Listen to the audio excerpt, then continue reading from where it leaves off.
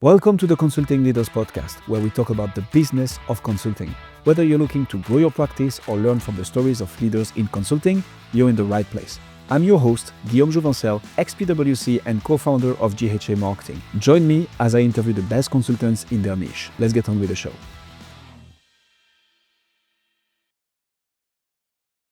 Welcome to Consulting Leaders Podcast. It's a place where we talk about the business of consulting. Whether you're looking to grow your own practice or learn from the stories of leaders in consulting, you're in the right place. I'm your host, John Degnan, and join me now as we talk to the best consultants in their niche. Today we welcome my man, Renato Beninatto. Almost there. Beninatto. Beninatto, Consulting Leaders Podcast. Yes. He's the chairman and co-founder of Nimdzi Insights, where he advises buyers, investors, and suppliers in language of services and globalization space.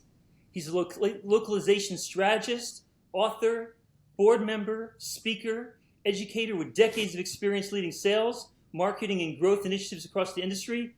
Very impressive, my friend. Very impressive. Well, it's just because I'm old. With age comes experience. One thing I understood about you that I thought was very fascinating is that you like to go to 3 countries new each year and explore them, but not as a tourist, but as somebody that's truly immersed. How do you go about that? Ideally, well, let me start from the beginning. I am originally from Brazil. I carry 3 passports. I have Italian citizenship and American citizenship.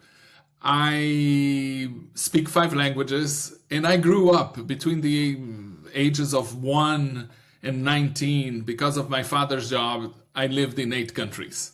So this brought me into this language industry. Because I speak languages, translation is a natural thing. And over the last 43 years that I've been in this business, there has been a lot of transformation going on. So we're living in a time of major transformation because of AI. I've been through 3 cycles of existential threats to my specific industry. But this idea of visiting 3 new countries every year there is a second part to my wish, is that I get paid to go to these places. So it's usually, I try to get invited to conferences, to events and things like that. And my goal is to visit the country and spend some time, a couple of weeks if possible, just learning about the language, learning about the culture, learning about the visiting the sites of the country. And last year I hit country 100 and I'm at 102 right now. There's 1 more that I need to visit this year. But it's getting harder to find 3 new countries every year. Where are you going to visit this year? If everything goes well, I'll go to Cyprus, which is one of the 2 countries that I'm missing to complete Europe. Cyprus and Northern Ireland, of all places. I've been to Ireland maybe 50 times in my lifetime. I never took the 1.5-hour trip to Belfast to visit Northern Ireland. But with that, I complete all the countries in Europe. Awesome. That's awesome. That's really cool. You're a consultant and you're in the space of localization. What drew you into that field specifically? So, like I said, I lived in multiple countries. I worked with translation in the early part of my career. And I was very young, I was like 23, I built a translation company. And one of the things that happened during this journey is that there was the invasion of the computer, software, and translating software. A good example of what localization is, you probably use Excel. And if you send your Excel file to somebody in Japan, that person needs to be able to open that Excel file and work on it with all the information around in Japanese that works and has the same functionality that your English version and the same functionality that a person in Italy will get in Italian or a person in Mexico will get in Spanish, right? So software is a global business, and this industry of localization appeared. I worked in the largest, at the time, Berlitz was the largest translation company in the world. I was an executive. I was a VP of sales in that company. And one of the challenges that I had being in the executive suite is that investors, executives, and people wanted data. And I'm talking about the year 2000. And there was no data around translation. It's a global business. It's the kind of stuff that I like to say that translation is like toilet paper. It's only important when it's not there, and it's very cheap. And so nobody thinks about it, right? Right. So when I left Berlitz, which was a publicly traded company at the time, I started a market research company in the language industry to collect data. And naturally, once you have data, once you have information and you have expertise, the clients come and ask for advice, ask for information. And over the last 25 years, I've been working with investors, with company owners, with buyers. Today, 80% of the revenue of my company comes from enterprise clients like Uber, Airbnb, IBM, Disney, that have their products in the case of Uber, 46 languages, Airbnb, 65 languages, IBM, over 100 languages. And they need advice how to integrate technology into their processes, how to pay, how to select vendors, and all those challenges that a large organization has with the type of content. And translation is the kind of stuff that is in every means of communication that you have. It's in marketing, it's in legal, it's in human resources, it's in product, it's in support. So whenever you have communication between the company and a client in a different country, you need that kind of service. And it needs to work, because another thing that I like to say is that translation is only news when it's bad. People take it for granted. You only hear about it when it's not working, when it's badly translated, or there is a snafu around delivery, right?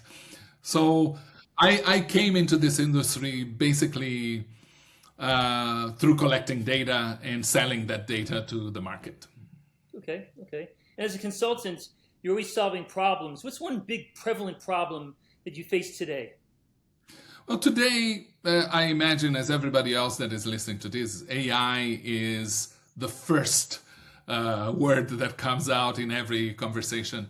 The language industry is one of the activities that was most impacted by it. I think that if you look at coders and translators in every study that you see are affected by the advent of AI. If you think of it, LLM is large language model, right? The language is embedded in what that business is. And people immediately think that any AI can respond and act and work in every language, which is true, but the performance is not the same, and you need a lot of advice around that. So one of the things that we are actively working with our customers is this concept of AI second. You see that a lot of technology companies and big enterprise are coming to the market and say, we're an AI first company. Great idea. And then they fire a bunch of people. 6 months later, they come back running and say, hey, my systems are not working. We have a problem. We need help. This has happened already. We're 3 years into the AI revolution, and this has happened at least a dozen of times to our clients, right?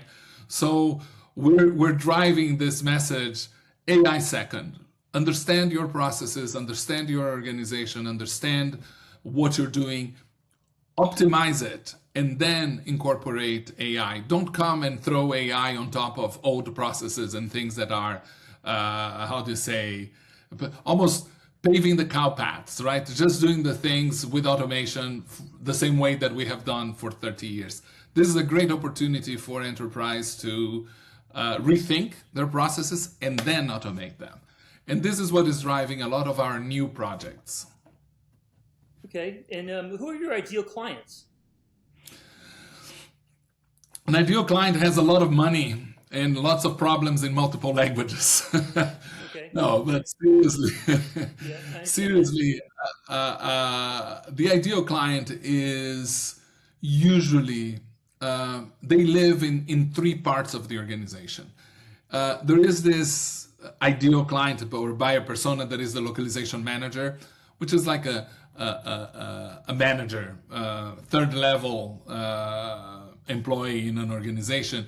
These people, they are the expert buyers, they understand the problems and they need help. Our ideal customers that we're working with are CMOs and CTOs, people dealing with digital transformation, with AI implementation, and the marketing people who need to communicate with clients, right? Marketing, a global marketing function needs to have a website in multiple languages, needs to have campaigns in different countries that are culturally correct. There are many errors that are happening because of people believe that that AI can translate things. It can, but you need to check, right? You're not going, if I go to your profile on LinkedIn, get an article translated to Korean, would you publish that without knowing what is written there?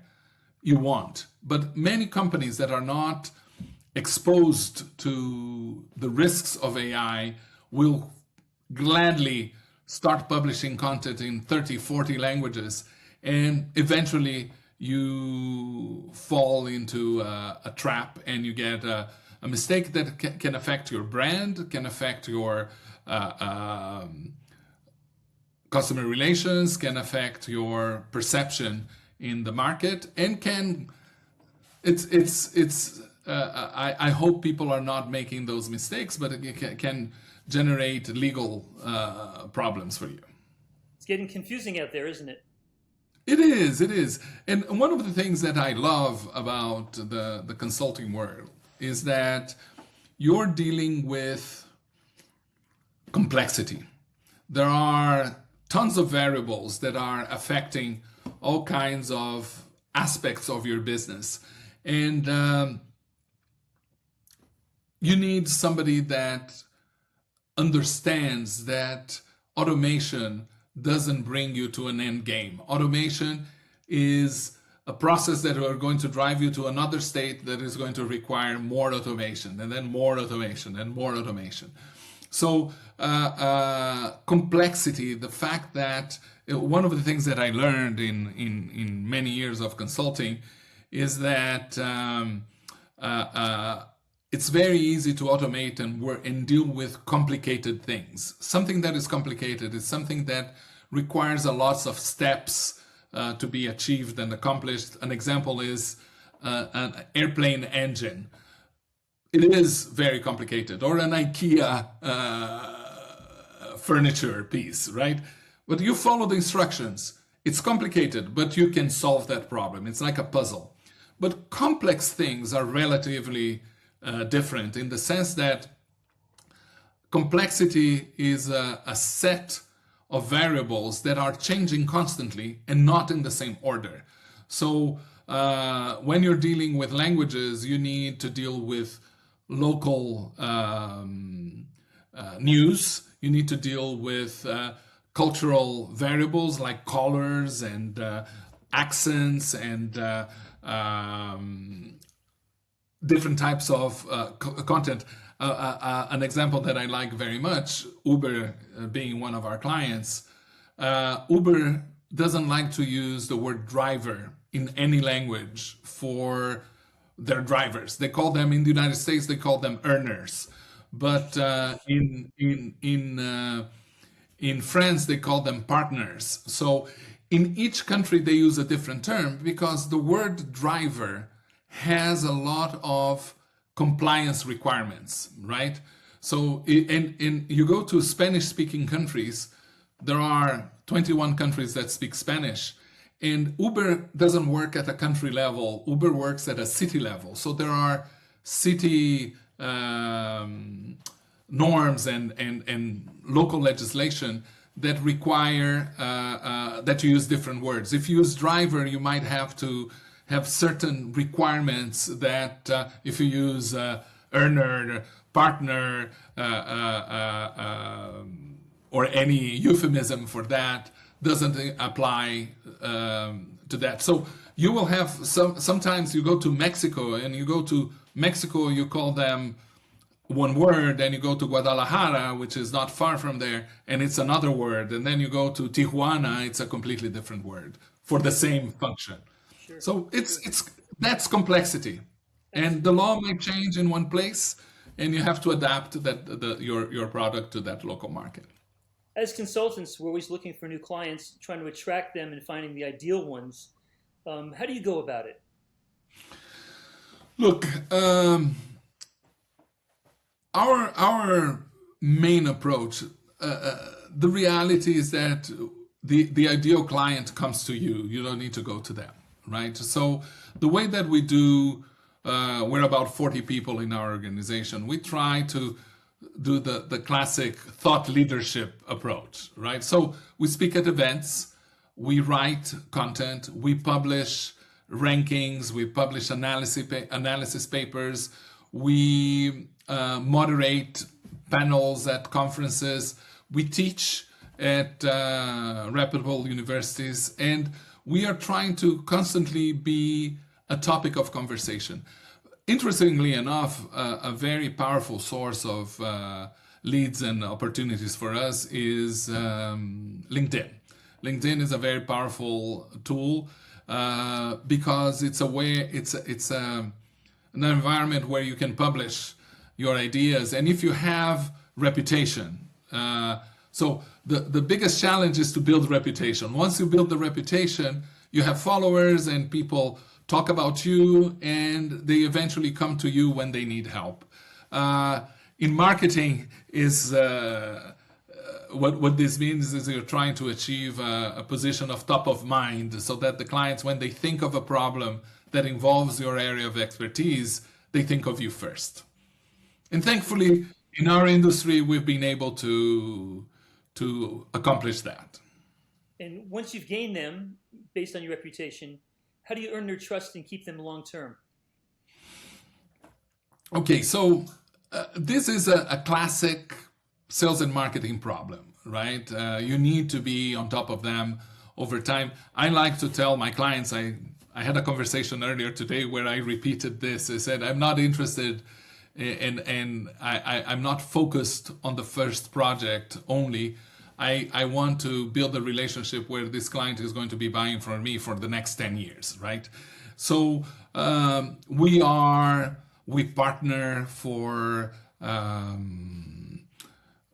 early stage projects. We provide value for clients through free content, working together, inviting potential customers and existing customers, and promoting them to speak at conferences, to give them presentations that they can share internally with their stakeholders so that they can get a promotion. I like to tell my clients that my job is to get them a promotion so that they continue buying from us, right?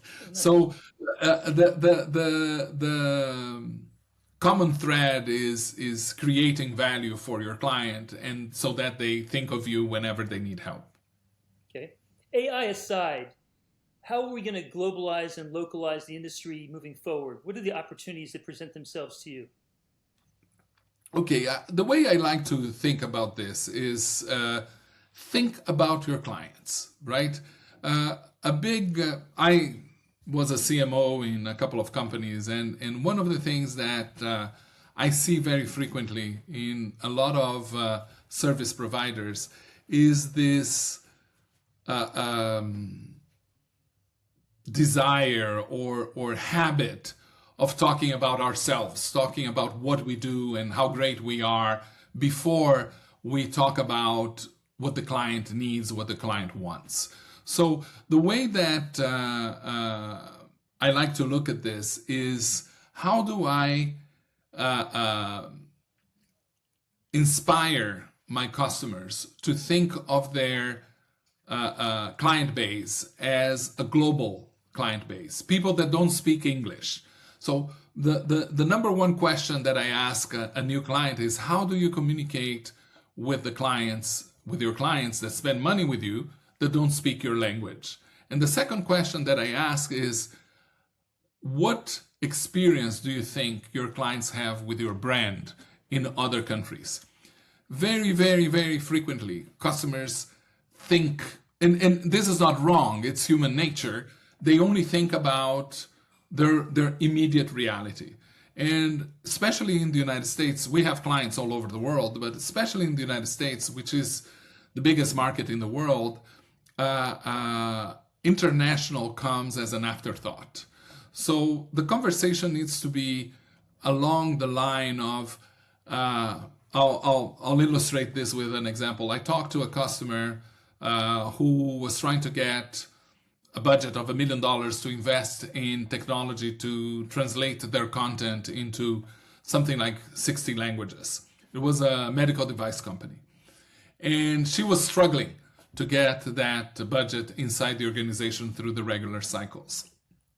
And when you're dealing with marketing people and people who don't deal with languages, they don't deal with numbers, they don't think about the business questions. And I did a very quick exercise while we were having this discovery call. I went into the 10K for her company, and very quickly I saw that their domestic revenue was growing at 10% year over year, but their international revenue was growing at 40% year over year. Numbers are different, the orders of magnitude were still big. And I say, this is how you talk to your management who's only thinking about the United States. $1 million in the translation and localization business has a 40% return.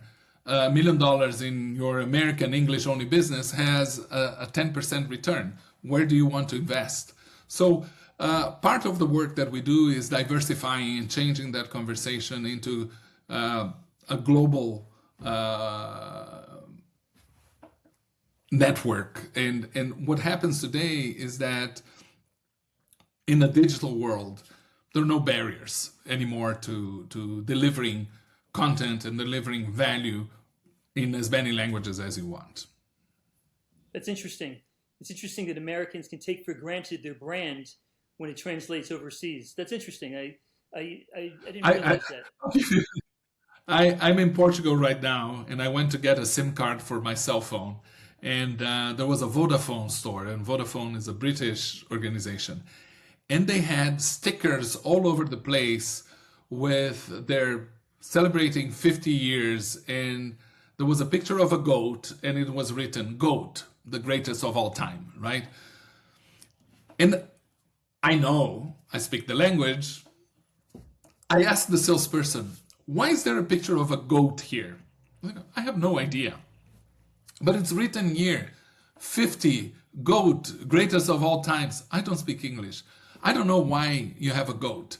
I don't know what a goat means in Portugal, but in Brazil, when you say that something is a goat, it means that it's stinky and it went bad. It's something that went bad, right? This is a cultural insight that people who are sitting, I'll give you another funny example. One of our clients, the HR department, decided that they were going to do an internal campaign to motivate the employees, putting the man, the human, at the center of the organization. And the way of the campaign was called was human with a capital H. Well, in German, all the nouns start with a capital H. So with a capital letter. So if it doesn't matter, human, land, earth, any noun starts with a capital letter. So this sentence, human with a capital H, in German doesn't make any sense. So you need to be able to adapt, and you need to collaborate. This is the complexity element. You need to collaborate with experts, and you need to collaborate with your own internal employees, organizations, partners, resellers, whatever you have in the local market, so that you don't make stupid little mistakes like this. Absolutely. Absolutely. You have to be sensitive for sure. Renato, where can we find you? We want to learn more about you and your company. Where can we go? So my company is called Nimdzi, Nimdzi. And if you go to nimdzi.com, you'll find all the information about our services and our business. And my name is Renato. It's just renato@nimdzi.com. It's very easy. And Nimdzi, just to give another cultural anecdote, when I was choosing the name of the company with my business partner, he's married to a woman from Ghana. And I asked her, how do you say research in your language? And she goes, a very long word. I don't remember what it was. Then I say, how do you say insights? And she said, insights. How do you say knowledge? And she said, Nimdzi. I typed it on GoDaddy, 6 letters. That's how I chose the name of my company. Oh, nice. Very nice. Very nice. Excellent. Excellent. Excellent. It was a pleasure to talk to you. You're very knowledgeable. You're very affable.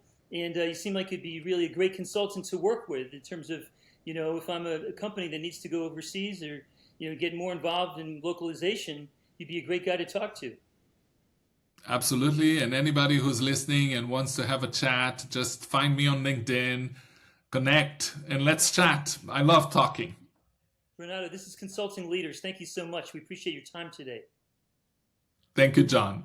Thanks for joining us on this episode of the Consulting Leaders Podcast. We hope you learned valuable lessons on how to grow your practice and take your business to the next level. Make sure to subscribe and leave us a review wherever you're listening to this show so you never miss an episode. To apply and be a guest on the show, click the link in the description. See you next time.